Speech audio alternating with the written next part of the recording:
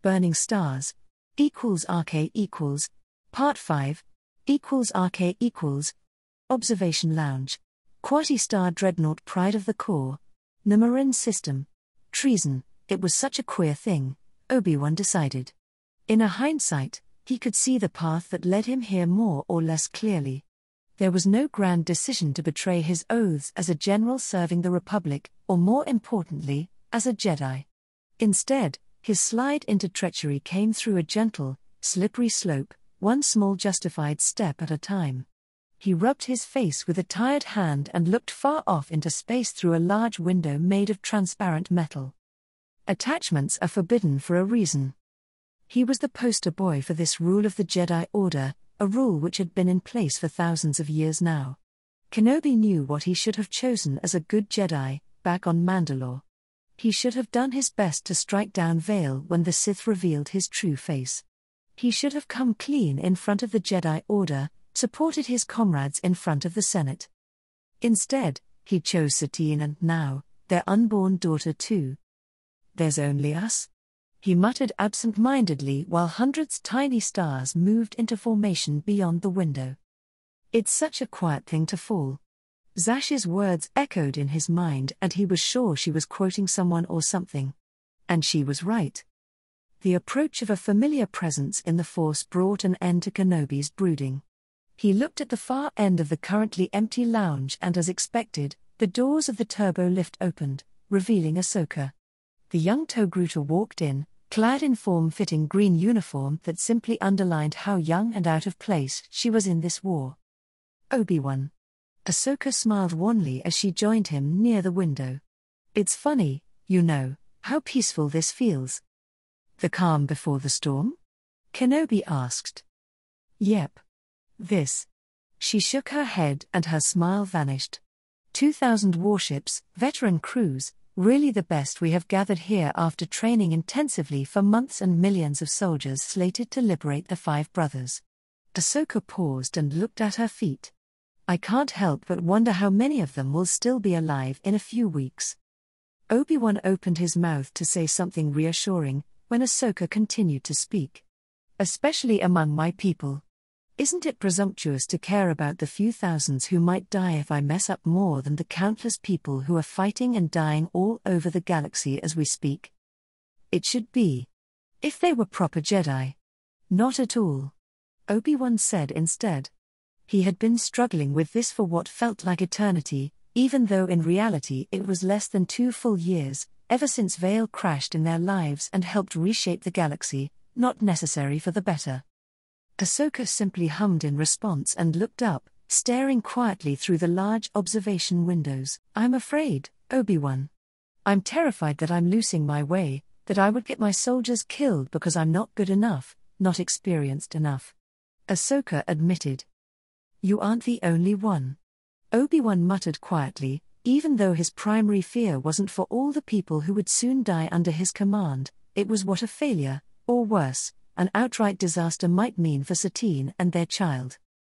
Kenobi could no longer lie to himself and pretend that he might find another path, one less steeped in blood. More importantly, Obi-Wan could no longer deceive himself about what he set in motion with his choices. And the only thing he really regretted was that he wasn't feeling any real regret that he didn't walk a different path. That was the hardest admission to face, because it meant he had utterly failed as a Jedi as he knew he did that day on Mandalore when he accepted to marry Satine and quietly supported Vael's bid to become Mandalore.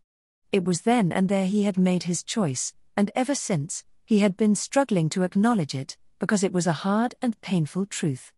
And everything that followed was as much monument of his sins as the decisions of everyone else that brought them all to this moment. "Ahsoka," Obi-Wan spoke firmly, "you're one of the most talented and promising young women I've ever had the privilege to know. I know you'll do your best.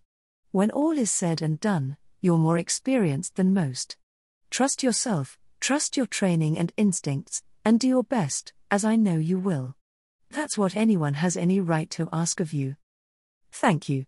Ahsoka smiled softly, looking like the youngling she was, before straightening up and taking a deep breath. "Do you think that Delkatar's plan will work?" she asked in a no-nonsense tone, finding back her confidence. I certainly hope so, otherwise the price we'll have to pay is going to be astronomical. Obi-Wan admitted. RK in the vicinity of Sundari, Mandalore, while massive fleets clashed across the galaxy and others prepared for an immense conflagrations, Mandalore burned. If observed from orbit, the capital city of Sundari was an angry red eye surrounded by smoke, and only at the rare times that there was enough wind above the desert to move the smoke clouds produced by the immense fires gutting the city. Most of the population was either evacuated, busy running while screened by the last defenders executing a fighting retreat, or stuck within the doomed city until the bitter end. Thin mechanized columns did their best to keep a single evacuation route open, and the only reasons they held for so long was the enemy's objectives and, so far, the unwillingness to conduct unrestrained orbital bombardment, because with Vale still alive, who knew what he might wreak as retaliation, the lines of civilians fleeing for their lives on foot or crammed into any vehicle they could get their hands on neither knew of that, nor cared, truth to be told. All they knew was that war had come to Mandalore again, and this time, their defenders were losing. Among those fleeing Sundari was a young girl who had it worse than many. Her name was Sabine Wren, and she wondered why she bothered trudging through the scorching sand anymore. She could barely remember the good times now. Sabine had been so proud of her dad and mum, yet now, when she needed them most, they were both gone. First, her father went away along with the ship he served on when the droids attacked the first time. Her mother had been so terrified and confused. Sabine could remember both her parents telling her stories about the Death Watch, about how they would one day bring back honor to Mandalore, show their people the true way. Yet they didn't. Sabine recalled what happened after Dad went away, how everyone blamed Death Watch for all the fighting. The same Death Watch her mum was part of. Then, one day the droids' fighting resumed. Her mother bid her goodbye after telling her to be a good girl and stay at home, left and never came back. What followed, Sabine was glad she could barely recall it clearly. What she remembered was more than enough to give her nightmares every time she closed her eyes, much less tried to sleep. She simply trudged forward, stumbling through the sand surrounded by adults and children alike doing the same. Droids! Someone screamed and everyone scattered, trying to run away. Satine didn't bother. She was too tired, and no longer saw the point. She looked around with large, empty eyes and saw a row of strange machines come over the crest of a nearby dune. They were short, not much higher than her, and quite odd. Almost half their body was made of a large sphere, which they used instead of legs to carry them over the sand. The rest was sloped rectangle with a stubby arm on each side. Arms ending up in weapons. They wasted no time opening fire and raining streams of crimson blaster bolts that scythed through the running people, tearing them apart. At that moment, Sabine dearly wished that this had been the worst she had ever seen, but unfortunately, it was far from it. She just stared at the machines, which ignored her for the moment, concentrating on anyone fleeing and the various vehicles around. Here and there, warriors forced their way through the fleeing crowd and opened fire on the droids only for their blaster bolts to splash harmlessly over blue-tinted shields. The machines wasted no time retargeting and tearing apart anyone daring to interrupt them. A large man screamed incoherently at the droids pumping shot after shot their way, only for concentrated fire to evaporate his torso so his legs could fall down surrounded by reddish mist. Another one fell screaming, clutching his front, and then, finally, one of the killer droids noticed Sabine and sent a stream of crimson death her way. She was almost relieved, really. It would be all over now. Before the droid could hit her, something large picked her up and the world went even crazier as large, hard arms engulfed her and everything rolled among explosions, heat and streams of burning sand. A sharp, piercing scream deafened her the moment the world ceased rolling and everything shook. Sabine felt everything vibrating, the air around her, her body, even the air in her lungs, and it was the worst thing she had ever experienced. Then she heard a deafening explosion a moment before something slammed into her and the world went black. RK Sabine was probably the one most surprised when she awoke. She really didn't expect to. She knew she was about to die, and really, She was all right with it after everything. Instead, she came to the half-forgotten sensation of swinging motion of being carried, which was the first thing that registered. Next came the dull pain raking her whole body and the realization that her cheek was pressed against something hard and uncomfortable. Sabine dared crack an eye open and saw dull grey metal. She stirred and the giant carrying her twitched and turned his helmet down to look at her. All she could see through her bleary eyes was a partially melted, cracked mess of metal and single glowing eye. "Good to see you back in the world of the living, little one." An unfamiliar voice rumbled before Sabine drifted out. RK equals. Part 6. RK equals. Chancellor's Office. Senate Building. Coruscant. The time Satine had spent as Mandalorian ambassador to the Republic, and lately, as its chancellor, had been educational to say the least. This wasn't the first time she found herself reminiscing about the stark difference between what she, as the Duchess of Mandalore, believed the Republic to be, what most of the galaxy saw it as, and the reality of what it was. The Republic had existed in one form or another for over 25,000 years. It was the shining beacon of civilization that lit up the galaxy, and many believed that it embodied the ideals of freedom and democracy. Like the best of lies, this one held more than a grain of truth at its core. Technically, the Republic was everything trillions all across the galaxy believed it to be.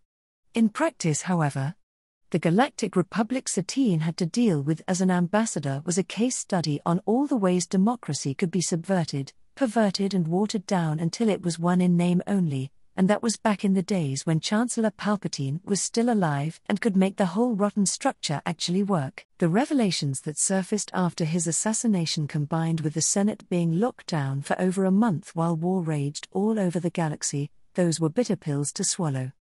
The intellectual and emotional understanding that what Satine and her allies experienced then wasn't the Republic collapsing under its weight, that it wasn't merely a failed stress tests the likes of which its current incarnation hadn't faced before, but instead the system working as advertised, it changed her.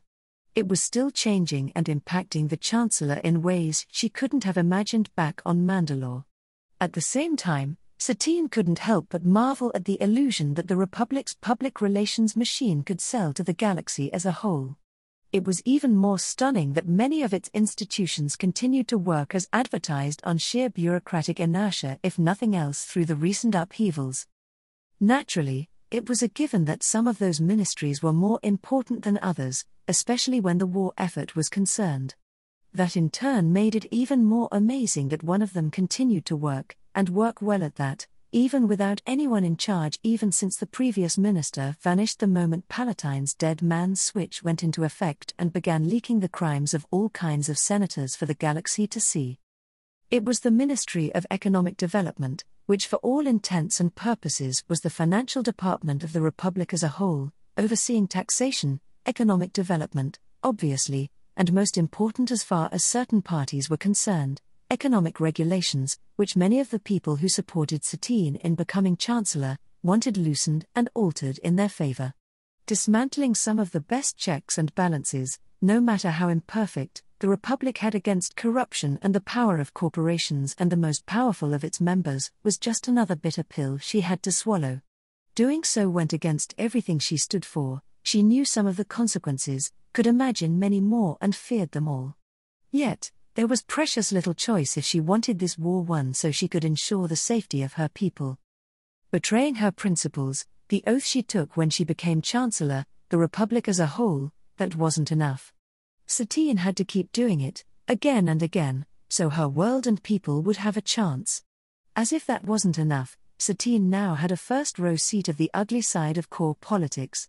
She saw how easily, how eagerly, the most powerful governments threw their lot behind destroying the Republic and replacing it with an empire where they will call the shots with much less restraint than they had to endure over the past 1,000 years. It wasn't the Confederacy or even the Sith, neither the Mandalorians, who finally brought the Republic to its knees. It was the Republic's members themselves, their greed, avarice and lust for power that did what countless adversaries in the past could only dream of. There were days when the cutting, bitter irony of the situation was one of the few things that kept Satine going. Sith and old-school Mandalorians doing their best to save the Republic from itself. It was unbelievable, really. And when that failed, when the Republic showed its true face for the galaxy to see in all its hollowed-out and rotten glory, when an alliance of the most powerful entities within the core cut deals to replace it with an empire and began laying down the groundwork, those people gleefully required that Satine and everyone who fought the longest and hardest to preserve a republic that wasn't necessarily theirs, become mere pawns and be grateful for the privilege. In the end, was it so surprising that Satine chose not to be a mere pawn? That, when the Sith of all people offered her to turn the tables, to earn the power she would need to safeguard Mandalore in the long run, she agreed? Or perhaps it was all a pleasant lie Satine kept telling herself every single day to soothe her conscience.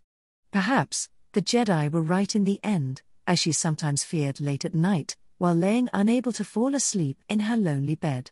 Perhaps the Sith had corrupted her, right along her Obi-Wan.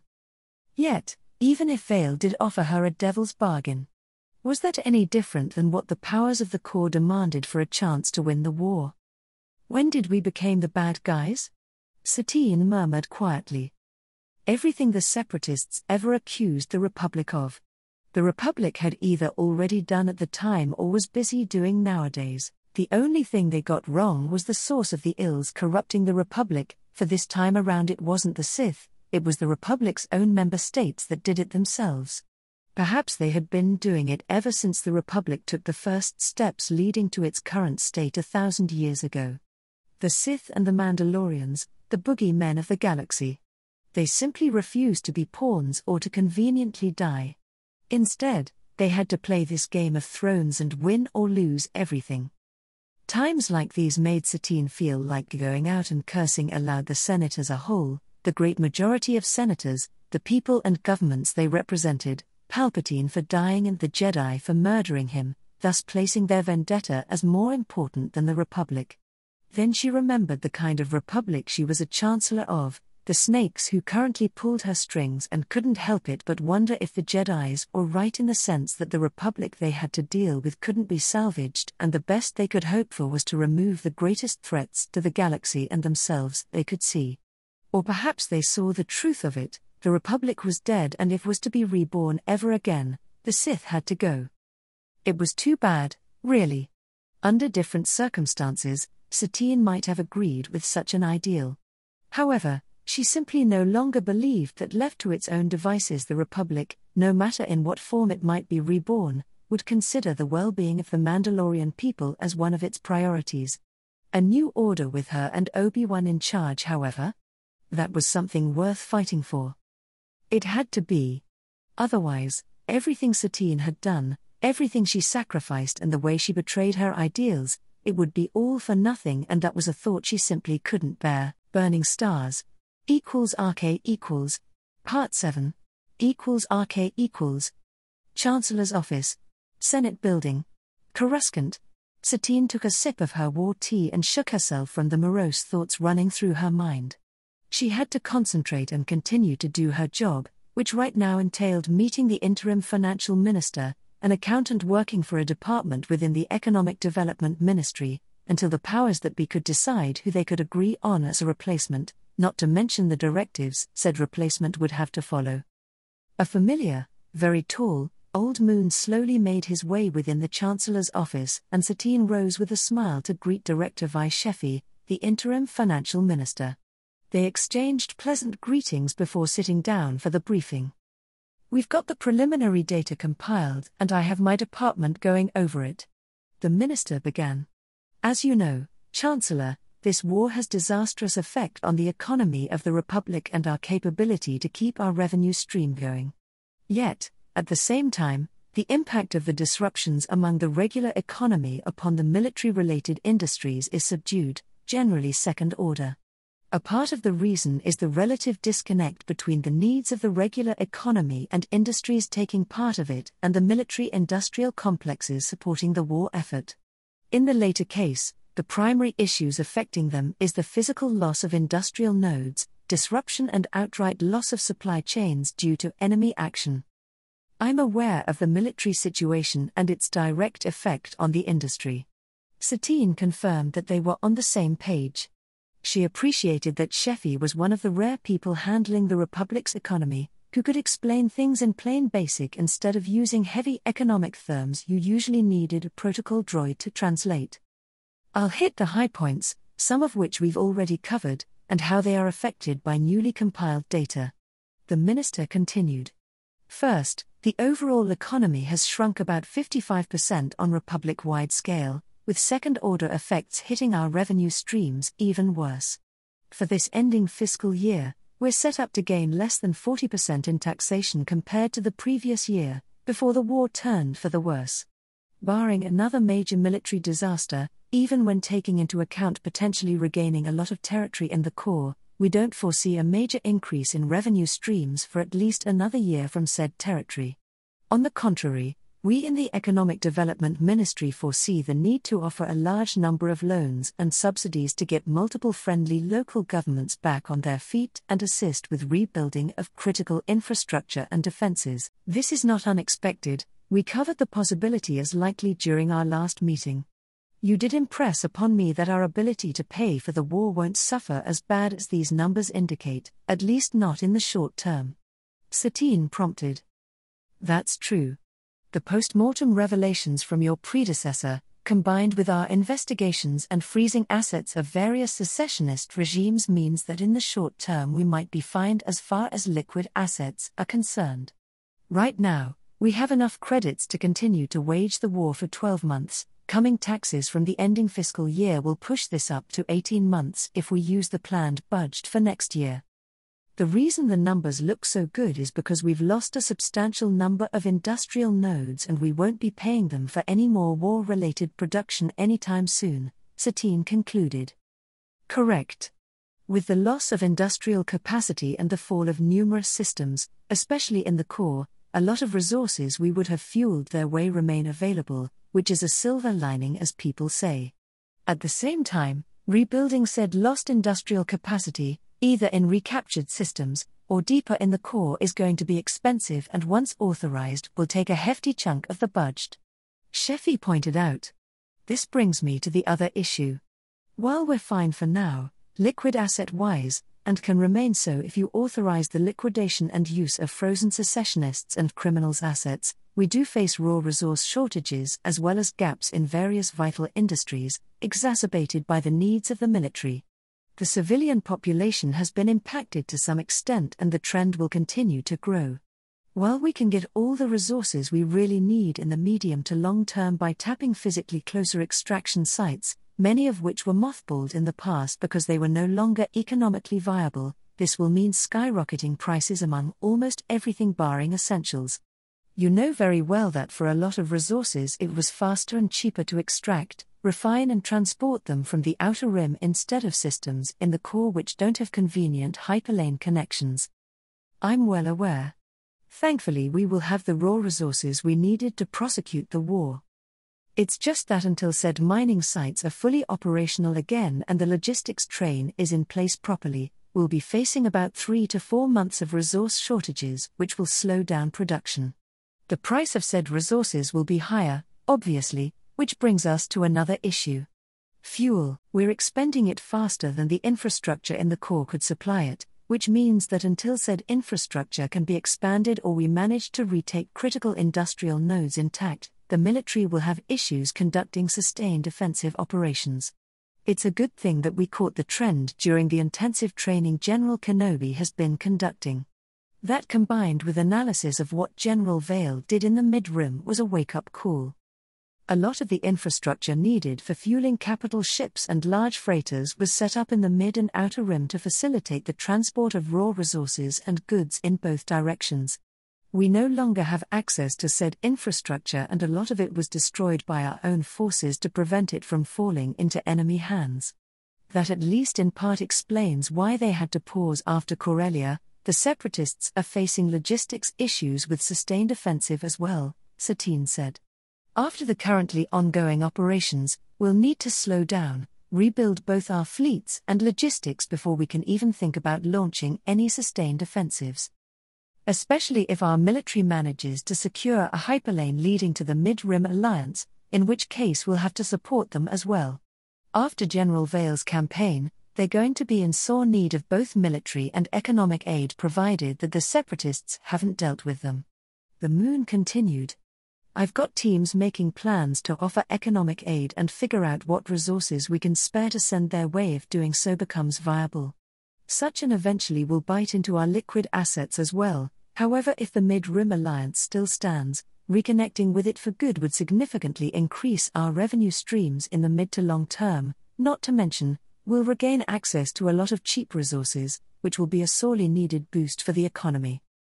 Our military-industrial complex should be good for now, barring a disaster then? That much I can confirm. The minister agreed. The overall economy won't be recovering anytime soon, and on microeconomic scale, there are millions of small businesses filing for bankruptcy, primarily due to unsustainable price hikes among the products they sell, loss of manufacturers, either total or due to severed logistics chains. We'll need to do something about them. However, the amount of aid we can offer given the budget constraints will merely soften the impact for some of them. There are going to be even more jobless people with no good prospect for finding decent work anytime soon. The odds of sweeping as many of them through the military recruitment programs as possible? Satine inquired. That's not really my department, I figured that much. The Chancellor responded with a sigh. Skyrocketing prices and businesses going out of work will be an increasingly severe problem before things could even begin to get better. That would mean we'll have a lot of angry people with a lot of free time on their hands to deal with. The last thing we need is repeat of the planet-wide protests. The economic model the galaxy operated under for the past 1,000 years is now gone thanks to the war. Even if there's peace signed tomorrow, it is going to be years, likely decades before the economy begins to really recover. What we can do, once we don't have to fuel as much resources in the military as we could, is offer incentives for or outright support rebuilding programs, which should get a lot of people working all across the galaxy. Best case scenario, we're looking at deficit spending for at least a decade or more to come, while at the same time we won't reach pre-war revenue income for as long if not longer. We'll need a new economic system for the post-war period, Satine stated. Minister Sheffy, you're one of the people who know that currently, barring a miracle, we won't be able to prosecute the war to a successful military resolution. When the guns finally lay silent, there will be a Confederacy remnant surviving in one shape or another, not to mention the issue of all the secessionists who didn't quite join them. The economic system the Republic guaranteed won't be able to survive, much less thrive, under such circumstances. I'm aware and have trusted people looking at alternatives, especially at what the Republic's previous iterations had used in the past after recovering from major wars. Good. Now let's talk about the stimuli for the microeconomic enterprises and aid for those going out of job in droves. Before we get to that in detail, we need to discuss the banking clans. =RK=, Part 8. =RK=, Chancellor's Office, Senate Building, Coruscant. Late in the evening, hours after most reasonable people had finished their work for the day, Satine welcomed her latest visitors. Padme Skywalker walked in, her rich silver gown given the appearance that she was gliding above the floor with energy that the Chancellor couldn't help but envy. Skywalker himself entered a step behind his wife, appearing like a shadow in his black robes. Padme, Anakin, it's good to see you. Satine greeted with a genuine smile. Please, take a seat. We have certain issues to discuss. Chancellor Kenobi. The senator from Naboo curtsied, before heading for one of the seats in front of Satine's desk. You keep treating me with formality you rarely showed my predecessor, no matter what I say. Satine grumbled good-naturedly. His position, both in the Senate and as a chancellor, has been secure for a long time. Unfortunately for everyone involved, we can't say the same for you, Satine. Padme did drop the formality at least, while her husband rolled his eyes at her antics. And you, she glanced at Anakin, was one of his closer friends and a Jedi too, which granted you a lot of leeway. The same isn't true for Satine here. Not treating her and the Chancellor's office with all the due respect it requires will undermine her authority. Considering the times we live in, We can't afford even a hint of something like that in public. We're in the Chancellor's office. Anakin pointed out in exasperation. My point precisely. Now it was Padmé's turn to roll her eyes in a very unladylike fashion. The two of them, with appropriate escort, would do, Satine thought. I have a job for you, if you agree, Padmé. The Chancellor began, choosing to ignore the antics of the married couple. I am of course at your disposal, Chancellor. Padmé nodded after sitting down, followed by Anakin. You're going to throw us straight into the fire, aren't you? The Jedi asked. It fits your job description, and I do want my friend back in one piece. Satine explained. It must come as no surprise to you, Padmé, that the Republic's economy is shaky. The senator from Naboo looked deadpan at the Chancellor. I've been using what little spare time I have to oversee various charity programs on Coruscant and the nearby sectors. I'm very well aware how the war has affected a great number of businesses, especially smaller ones that relied on deliveries from all over the galaxy. The larger corporations can at least in theory absorb the hit without going bankrupt. The same can't be said for countless smaller enterprises. That is unfortunately true. The need for relief is great and it will only grow in the coming months and years. That is especially true for the Mid-Rim Alliance if they're still around once we can establish contact. They will need substantial aid and we better have the credits and other resources at hand when the time comes. That is why I require of you to be my emissary to the Bank of Argao in particular and the intergalactic banking clans in general. Interim Minister Sheffy has opened communication channels with the IGBC and they will have representatives ready to meet us at Argao. The planet as well as the whole Toog system are currently considered neutral grounds. Anakin snorted. That's one way to put it. They're secessionists and opportunists, he said in a tone that made his feelings on the matter perfectly clear and thus earned himself a scowl from Padmé. Satine on the other hand? She smiled at the Jedi. He was going to help send the right messages to the banks. The Republic was ready to negotiate in a good faith. However, if certain parties even thought about taking more of an advantage of the situation, then there would be consequences in the fullness of time. The war was turning, and while a victory was a faraway dream, likely an impossible one at this point, the Republic, the New Order and future Empire Satine staked everything on. They would preserve and there would be reckoning for those who did their best to shatter the galactic order for no better reason but than their own greed and lust for power. Anakin raised an eyebrow at Satine, possibly sensing her raging emotions. She leaned back and forced herself to relax. This wasn't the time and place for her hormones to be raging and reinforcing her feelings on the topic. What exactly will we negotiate for? Padmé inquired. All business. It is clear that the IGBC as a whole are content to stay out of the war and support both sides, ensuring that they're likely to be the only winners from this insanity. Unfortunately, we do need them, their credits and connections. While an economic collapse after the war is over is preferable to loss, it would be infinitely better if we can avoid a full economic meltdown. In order to achieve that, hasten the recovery and in the short term, better cushion the hits from the war, we need the support of the banks. I know that my predecessor toyed with the idea of nationalizing them, in no small part due to their support of the separatists, however we're in no position to do so. Unfortunately. Skywalker pipped up. That's neither here nor there. Padmé, I need you to get us the best possible loan terms and guarantee for continued services for governmental, corporate and private accounts all across the Republic. Further, I need you to broach the topic for a future incorporation of the IGBC in the Empire.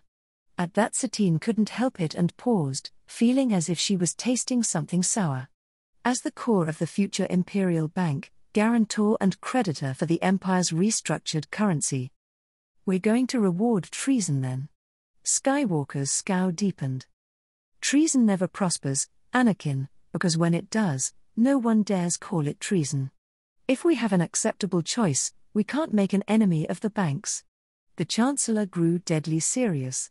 However, if they choose poorly, well, you'll be representing the other option we'll offer them if they don't want to come back into the fold. That I like. Skywalker cracked a smile that really didn't belong on the face of a Jedi. Meanwhile, Padme groaned. Satine, you know that not so long ago, I would have been berating you for even suggesting something like that. The senator exclaimed, yet her tone came out just short of being properly scandalized. Not so long ago, something like this would have never crossed my mind, my friend. At the same time, not so long ago, my home wasn't under siege and I was under the mistaken belief that the Republic wasn't just willing but able to help us.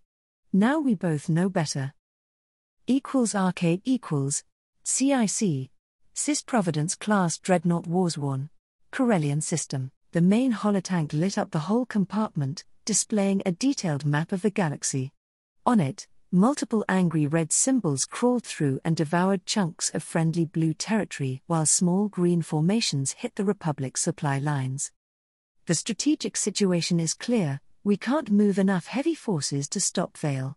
We can slow down the Sith, we can hurt him, but we can't stop him before he bursts into the core. The familiar modulated voice of Cleo Vombra echoed on the quiet CIC. I'm aware of the situation. Our fleets are stretched thin, facing off against the enemy and covering our logistics needs.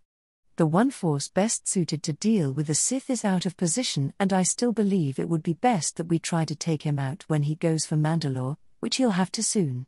Admiral Trench said. I agree that our personality profile of the man is accurate enough. No matter if he cares about the Mandalorians or merely about the political backing they offer him, he'll have to go relieve his capital world ASAP. The Bothan spy net agrees. What we gather from their own analysis is that Vale suggested this campaign after it became clear that his allies in the core won't release enough ships for a practical relief operation at Mandalore. Tresht Ilroth said. Further, as you very well know, we not only had the Republic's intelligence services penetrated long before the war. One of the few good things that came from the Sith running the Republic being in charge of both sides when the war began. Sandhill pipped up all the way from Mayuni Linst, where he was in negotiations with the intergalactic banking clans, which weren't officially backing the Confederacy. Yes, that. The Nemedian agreed. As I was saying, the fracturing of the Republic and its intelligence services, combined with the Sith's atrocity at Bothoi, has us in a great position intelligence-wise. However, the fractured nature of the galaxy is a double-edged sword for us too, because often it takes a long time for actionable intelligence from the core to reach us. Like the fact that we got word of the political changes in the Republic just before they launched their offensive, so we lacked time to properly react. Trench nodded. This is close to our worst-case scenario politically speaking. The chairman of the IGBC faction aligned with the Confederacy continued. We did hope that the Republic would collapse, especially when we weren't busy pushing in the core and thus offering them a clear and present danger to rally against. We couldn't push any further without risking losing an unacceptable amount of ships and possibly the war due to logistics. Trench pointed out. Even now, we have an unacceptable number of ships stuck on logistic duties supplying us all the way to Corellia. Considering the strategic situation, our best bet is to bleed the enemy as much as practical, then trade territory for time while we prepare for a counterstrike. We've been landing armies on occupied and contested worlds all over the part of the core we currently control, and the Republic will have to liberate them. They can't afford to simply blockade those systems and deal with our ground forces at a later date. Doing so would be unacceptable politically and economically for them. Supplying so many new active ground theaters will sap their strength and bleed them, especially now when they lack a good source of clones. We've agreed with your reasoning and still support it, Admiral. Ilroth hurried to add. We've had your colleagues review the strategic situation and our options, they agree. The odds of this war ending up with a clear winner barring huge strategic mishaps from one side are remote. What we need is to hurt the enemy as much as possible and be at the best possible position for a future round 2. If the enemy suffers either a political collapse or a sufficient military reversal, then we'll re-evaluate our strategic stance. That's good to hear, Viceroy Ilroth. In that vein, I do have a proposal in need of approval. When the Sith reaches the core and unites his forces with those which burst out of Kuat, My position will be untenable. I don't intend to make a pointless last stand. We neither require, nor expect such a thing from you. The cyborg in charge of the Techno-Union reassured Admiral Trench. That's good. My suggestion is the following.